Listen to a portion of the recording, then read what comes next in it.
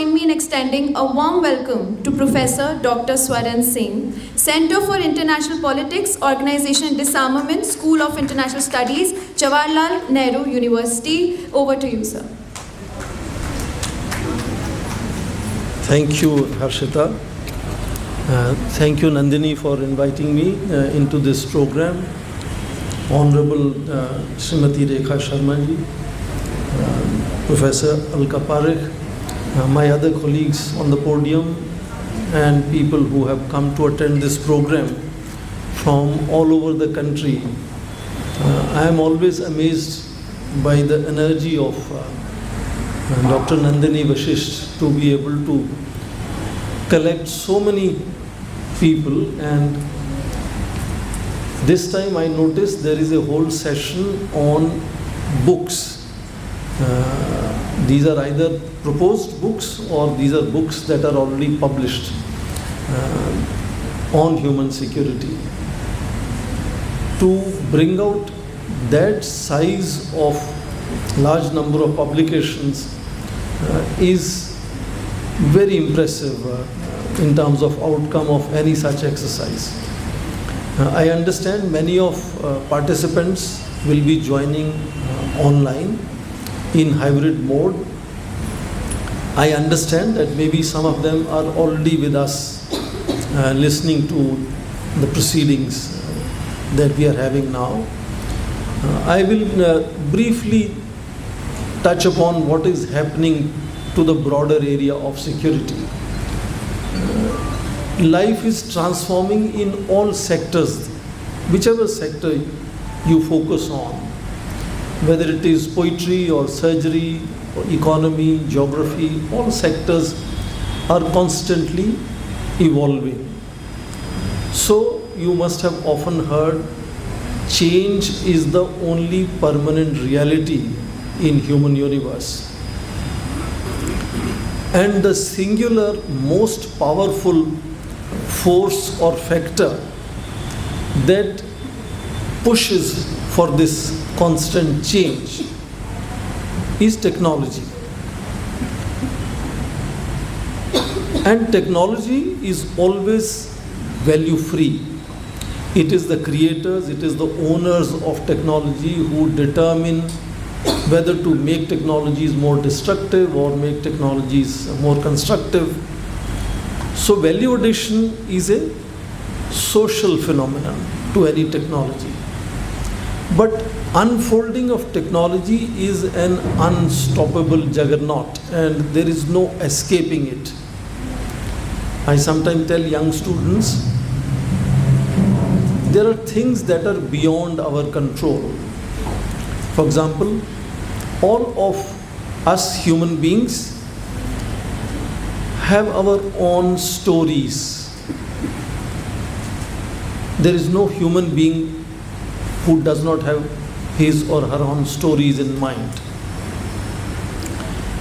And stories have often inspired fiction.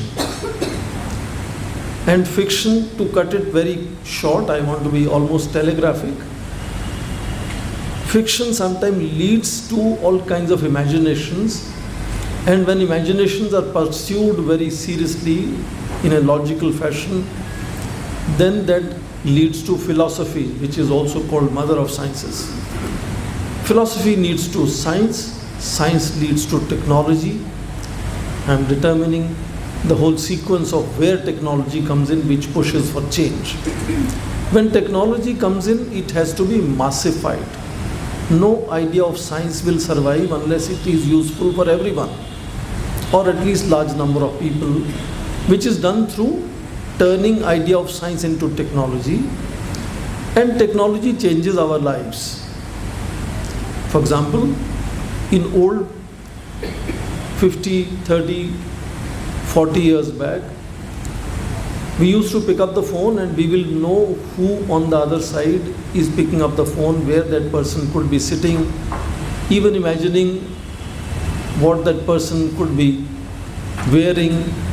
And we always greeted by saying good morning, good afternoon, namaste. Now we live in a cell phone world.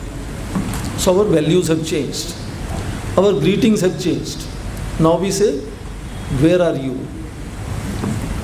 Or we say, can I speak to you? So when our values change, not basic values, but how we operationalize values. When our method of operationalizing values change, our fiction changes. And the cycle continues. Fiction, philosophy, science, technology. Technology leads to new ways of life, new fiction, new science, new philosophy. So in security as well, to come to the point, our imaginations of security have constantly changed thanks to constant unfolding of new technologies. In ancient times, most of you are familiar with the Mongol Empire. Mongol Empire was the first large global empire, which was achieved on a horseback. And revolution was discovery of stirrup. Stirrup is the place where we put our feet when we sit on the horse. When horseman had access to stirrup, not only his balance on the horse changed, his hands were now free. That leads to first revolution in security, both in terms of hunting and war. Run back now, much fast forward, we move to Industrial Revolution. Germans for the first time produced rapid fire weapons. You hear of AK-47 now, AK-56. Discovery of rapid fire weapons separated hunting from war. You could not use a rapid fire weapon to kill an animal which you wanted to eat. Now, weapons of war and weapons of hunting became different. So one can go on talking about how, let's say, Leonardo da Vinci had imagined flying machines in, I think, 1480. And the flying machines appeared in First World War in 1920s. Imaginations lead to science and technology, and that changes our life. So whether it is submarines, aeroplanes, main battle tanks, our imaginations of national security in 20th century were very war-centric. War was the only time we thought of security. And after war, we wanted to create peace. But we are now in 21st century. Our imagination of both security and peace is very different. Today, world is so interconnected, world is so interdependent that in 20th century, most of the new technologies were result of either First World War or Second World War or Cold War. So war is the context in which new technologies arrived. So most of new technologies were imagined to be destructive. In 21st century, that mindset still impacts how we imagine security. The most recent debate, in fact, last month, Foreign Minister Dr. Jaishankar was delivering Air Commodore Jasjit Singh Memorial Lecture. Air Commodore Jasjit Singh is a big name in security. And he said, today we are debating about artificial intelligence. And artificial intelligence could potentially prove to be as game-changing as nuclear revolution was. So I want to just in 5 minutes speak about this whole debate on convergence of artificial intelligence and nuclear weapons, which is how global security is going to be impacted upon. Because security now is really widespread, from environmental security to social security to political security, economic security. Focus on nuclear weapons has perhaps reduced. Climate change has become a bigger issue now. But nuclear weapons are still there. And now if artificial intelligence is going to be converged with nuclear weapons, imagine what could happen in future. We had atomic weapons, and then we have nuclear weapons, then we had thermonuclear weapons. Now we are adding artificial intelligence to nuclear weapons. So the same 20th century fear-minded imagination is driving our approach. to whether artificial intelligence should have convergence with nuclear weapons. Last year, US Congress was debating for about 3 months about legislating on ban of use of AI in case of nuclear weapons or nuclear establishments. When legislation was not possible, President Joe Biden issued an executive order that use of AI should be banned when it comes to nuclear establishments. US considers China as the most important challenge, and therefore in their negotiation with Chinese, they added this on the agenda that artificial intelligence should be banned from any use in nuclear weapons. November last year, President Joe Biden met Chinese President Xi Jinping in San Francisco along with the APEC summit. This issue was discussed, how to evolve ban on use of artificial intelligence into nuclear weapons. This month on 10th in South Korea, there was a summit meeting of 100 nations who signed a draft agreement banning use of artificial intelligence on nuclear weapons. China was attending. China did not sign that agreement. So there is a whole paranoia, fear-driven approach to disallowing use of artificial intelligence in nuclear weapons. That has resulted in August last month, there is a nuclear non-proliferation treaty which has every 5 years review conference. And every year during the 5 years, there is a preparatory committee meeting. It's called PrepCom. So PrepCom for the 2026 review conference in August held a meeting in Geneva. And entire discussion continued to be focused on this concern about artificial intelligence convergence with nuclear weapons. And there were calls that the P5, which is permanent 5 in UN Security Council, which are also nuclear weapon states under NPT, they should start a P5 process to ensure this ban of artificial intelligence in nuclear establishment. Now, why I keep saying is this fear-driven approach is because this fear-driven approach has virtually impacted, halted great powers' efforts in focusing on arms control, on disarmament, on safety, security, safeguards of nuclear weapons, which are still there. In fact, China is expanding its number of nuclear weapons. And if you believe Americans, China will have more nuclear weapons than either Russia or United States by 2030. Now that is not getting enough attention because whole focus has shifted to disconnecting artificial intelligence from nuclear arsenals. How does India see it? In fact, last month only, there is another major report of people from Canada, UK and US.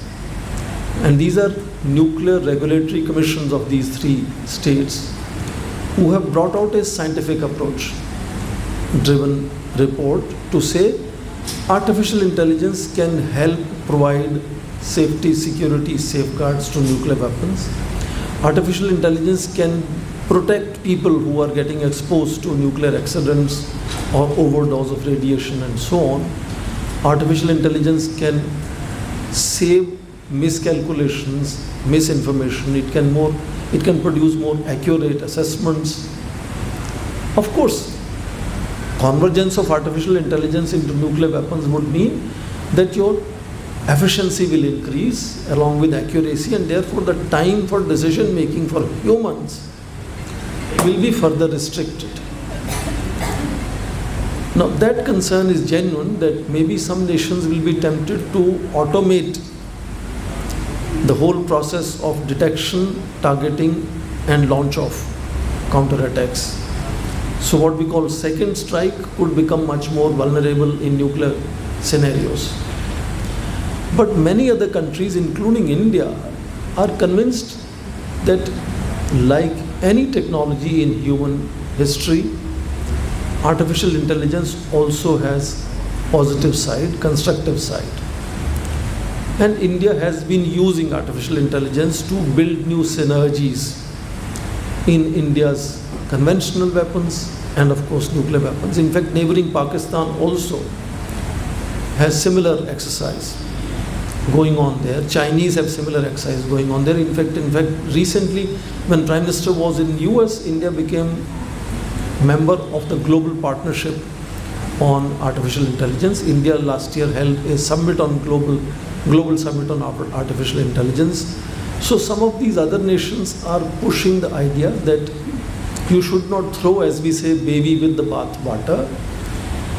There is a positive side of artificial intelligence. One can look at to make nuclear weapons much more predictable, much more safe, secure, and ensure that no knee-jerk reaction pushes to any counter-attack by mistake, by imagining that they are under attack. So in that sense, India and some nations are debating as to what are the issues that should be foremost issues in debating convergence of artificial intelligence and nuclear weapons. Who are the countries that should be debating these issues? For example, India is not seen as a nuclear weapon state under NPT, but India, Pakistan are nuclear weapon states. Should they be also part of these discussions? So fundamentally, nations like India are pushing that one should be more scientific, pragmatic, rather than only fiction-driven fears. Many of us have perhaps seen many Hollywood films. In 1991, I think there was a Hollywood film called The Terminator 2, in which they showcase that the global net develops self-awareness. You have seen many of these movies where robots develop emotions and so on. In reality, artificial intelligence can answer few questions as of now, layman's questions. Artificial intelligence has not as yet reached of self-awareness, of thinking by itself. That's only fiction. So fiction can inspire, fiction need not be always misguiding, but fiction cannot drive our decisions. Worst case imaginations cannot drive our decisions how to incorporate new technologies into our everyday life. Many of you are using, for example, ChatGPT. Many students in my universities use it. I call it over-enthusiastic young intern. Nothing more than that. ChatGPT cannot replace our task as of now. It can only replace the most mundane task. So I call ChatGPT as the most enthusiastic, because it is very efficient, most enthusiastic young intern who will gain wisdom maybe over next 50 years. Maybe. Not all young interns gain wisdom in next 50 years. So the focus that countries like India have is that artificial intelligence has so many constructive and positive contributions to make. And when it comes to a limited area of nuclear weapons, India is a nuclear weapon state, we should explore how artificial intelligence can make predictability more reliable, usability more reliable, safety, security, safeguard more reliable, and banning it would actually mean that the rogue states, say North Korea, which is not part of the scheme of things, could be going ahead and doing that convergence, which will become disadvantage to major countries like United States, Russia, China, France, Britain, India, Israel, Pakistan, and so on, which are nuclear weapon states. So that I thought was a kind of current frontier debate on how global security is being imagined. Of course, I have seen several papers discussing from child security to environment security to cyberbullying, and there's a whole spectrum of things that today are seen as part and parcel of how we imagine security. Security is no longer something that is only physical security. It's not only that happens only on the borders, it happens in our everyday life. In fact, feminist discourse, I'm aware of the majority of women on the podium. Feminist discourse has itself transformed our understanding of security. So I wanted to only focus on a limited frontier debate on where security is going in terms of convergence of artificial intelligence and nuclear technologies. I'll stop here, and I look forward to these 2 days of presentations, and I hope I'll get access to either listening to you online or reading your papers later. But a very impressive menu of large number of papers, including a very special session on books, which I have not seen in any conference before. My best wishes to the conference and to all the speakers who have come from all over India, and of course from, I think, neighboring countries also. I see there's a group of people from, scholars from Bangladesh are here. So best wishes, and my compliments again to both Harshita and Nandini Vishesha. Thank you so much.